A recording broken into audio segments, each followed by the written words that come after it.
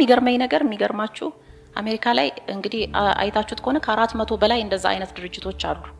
ዩኒቨርሲቲ እዚህ ጋር ይሄ ዩኒቨርሲቲው ከሆነ ወደዛ 15 ደቂቃ ድረስ ወክ የሚደረግበት ዲስታንስ ድረስ እንደዚህ አይነት ድርጅቶች አሉ የተማሪ መኖሪያ ናቸው ግን ደግሞ ሚስጥራዊም ናቸው ዶርሚተሪ አይደሉም ዶርሚተሪ ውስጥ ያው ወላጅ ከፍሎላቸው ወይም ደግሞ ትምህርት ቤቱ ስፖንሰር አድርጓቸው ቲዩሽን ከፍለው ኖርማሊ ልክ እንደኛ እንትን የሚያድሩበት ነው ዶርሚተሪ እነዚህ ግን የተማሪ ግሪክ ሌተር ኦርጋናይዜሽንስ የሚባሉት በሌተር ነው የሚሰየሙት ካፓ ዴልታ ፓይ እንዲህ እየተባሉ ነው የሚሰየሙትና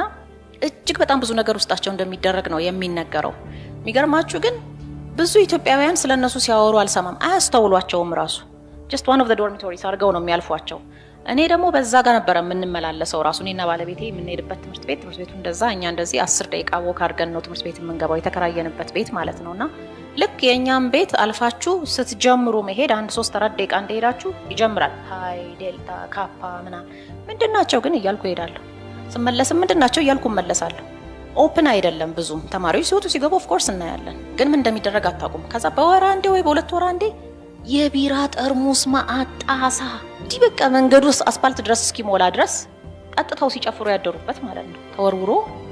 ሳሩን ሞልቶት እናገኛለንና ከዛ በኋላ ነው ትንሽ ኩዌስችን ማድረግ ጀመርኩት ምንድናቸው ግን እነዚህ እያልኩኝና ያው መጽሐፉ ላይ በደንብ ታገኙታላችሁ ተማሪዎች ሆነው ልክኛ ሀገር ላይ የሆነ ጊዜ አደረጃጀት ምናምን የሚባል ነገር መጥቶ ነበር አይደል ዩኒቨርሲቲዎች ውስጥ ከተማሪዎች መካከል ለመንግስት ታማኝ የሆነ አንድ ተማሪ ተመልምሎ ክለብ ሊመሰረት እንደሚችለው ማለት ነው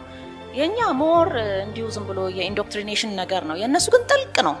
የሚማሩት ቲዮሎጂ ራሱ ከባድ ነው የግሪክ ቲዮሎጂ ነው የሚማሩት የድሮ ነገረ መለኮት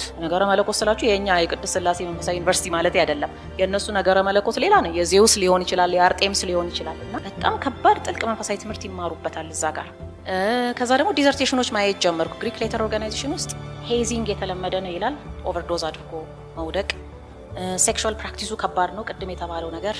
እንደው አንድ ለአንድ እንኳን አይደለም በጣም ከባድ ነገሮች ያደርጋሉ በዛውስ ደፍረው ማለፍ አለባቸው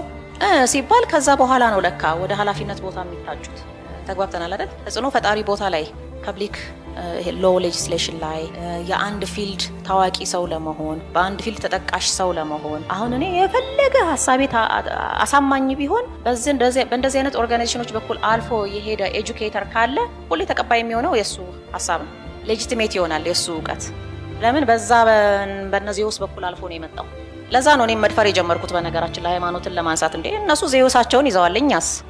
ምን ቤት ነን እኛ በሌጣችንን እዛ እነሱ መሃል እኛ ሀገር